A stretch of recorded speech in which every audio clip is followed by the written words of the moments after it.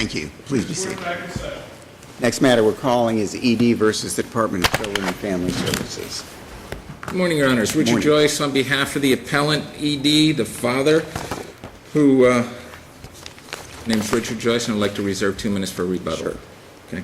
Father has raised 2 issues on appeal. He's challenging the supplemental order of disposition that was entered after the child had previously been, his daughter had previously been adjudicated by the court back in 2011 as to the mother, and also from that order of supplemental order of disposition is also addressing the lack of specificity in the order granting the DCF's motion for supplemental findings.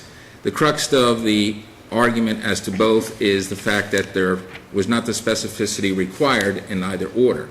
As to the supplemental order of disposition, was a form order, boxes checked, and there was nothing in there to address the task that the father was required to address. But it incorporates the entire case plan, right? It incorporates it, Your Honor, but there's also the problem here where we have so many different case plans that were entered. There was a case plan entered on January 7th, January 17th, February 14th, and March 21st.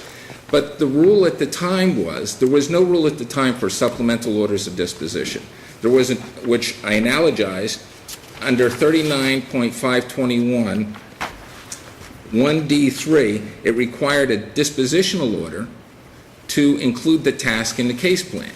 Now, subsequent to the entry of the supplemental order of disposition, Rule 8.347 was adopted, and in that, Rule 8.347, subsection I, subsection 3C, addresses supplemental orders of disposition and has the same requirements in that rule as there are in the statute 39.521.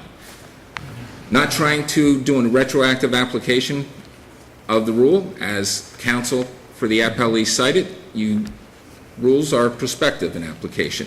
What I'm just trying to show is that based upon the analogy and the situation that has existed at that time, that the form order was not adequate. The other issue is the specificity in the order granting DCF's motion for supplemental findings. The order was entered on was entered on January 3rd, 2013, after being heard in September 2012.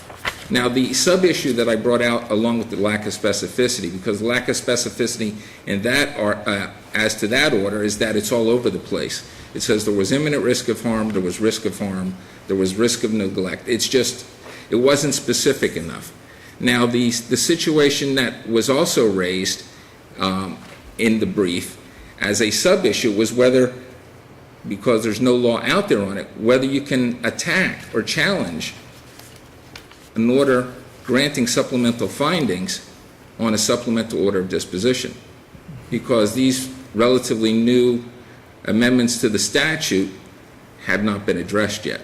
I would submit that based upon the fact that there is case law from the Supreme Court that allows a parent to challenge an adjudicatory order based upon an appeal from a dispositional order, that the same should apply here. And at that, Your Honor, if there's no other questions, the lack of specificity is the crux. We're asking that you remand it back to the court for the court to enter the specificity required in the orders. Very good. Thank you, Thank you. Good morning, Your Honors. Hillary Kambour on behalf of the Guardian Ad Litem program, as well as Carla Perkins for the Department of Children and Families. As to the first issue, on the dispositional order not listing the tasks in the case plan, but instead referencing the case plan. The dispositional rule says, and this is 39.521(3) D sub 3, says the court shall in its written disposition include all of the following, and 3 says evaluation, counseling, treatment activities, etc. So they are to include. Include can be the reference to it, to the case plan, to the existing case plan. Counsel argues, well, there were many case plans, but in his own brief, he says they were only slightly different. We have testimony on the record that the case manager went outside and explained all of the case plan tasks to the father.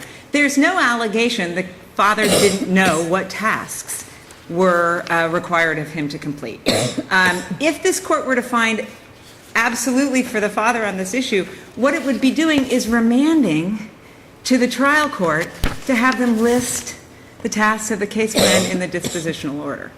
There's nothing that requires that. The reference makes everybody understand what is part of the disposition, and that is the case plan tasks. It would be a waste of time, frankly. As to the second issue, frankly, I'm a bit confused about really what the father is asking in this case. We don't disagree that you can appeal a dependency order, a supplement to a dependency order through the supplement of a disposition order. We don't have, that is, I don't believe either the department or the guardian find that to be the problem.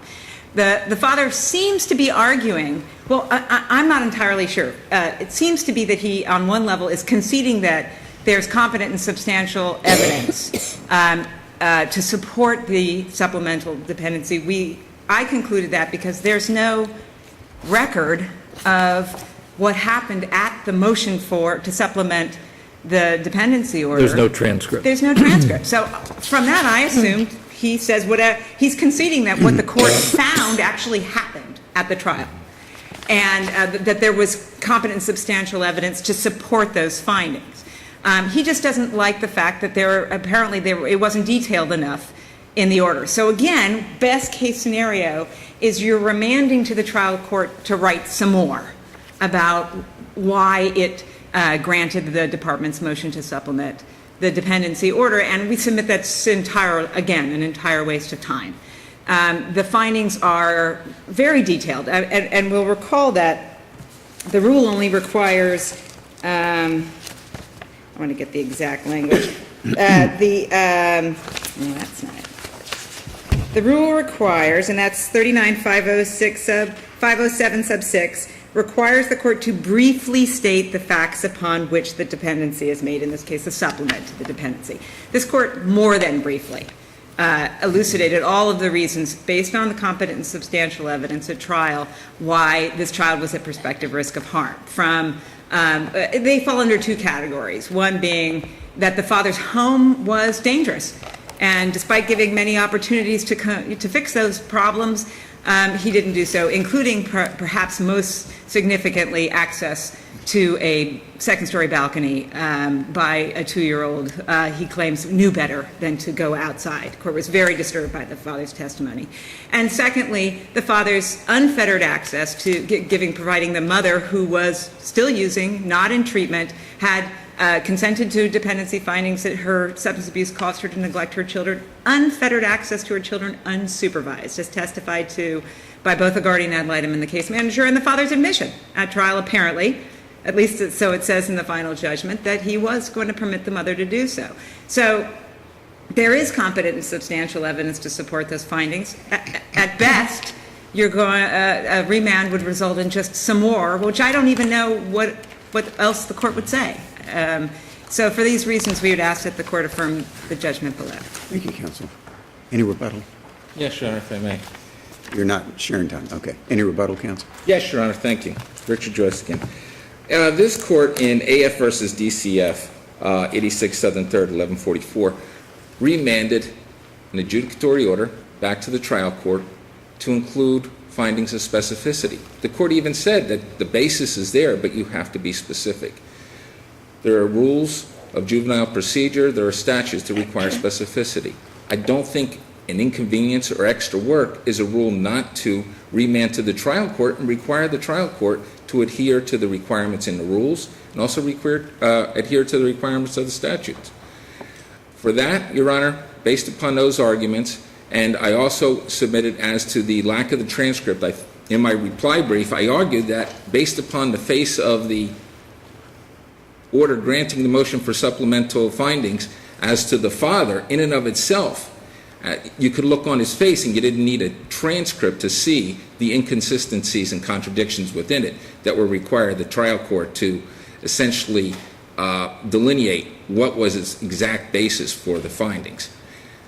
Based upon these arguments, Your Honor, we would ask again that the court here remand to the trial court for entry of orders that are in compliance with the rules and the statute. Thank you. Thank you very much. Thank you all. Sullivan.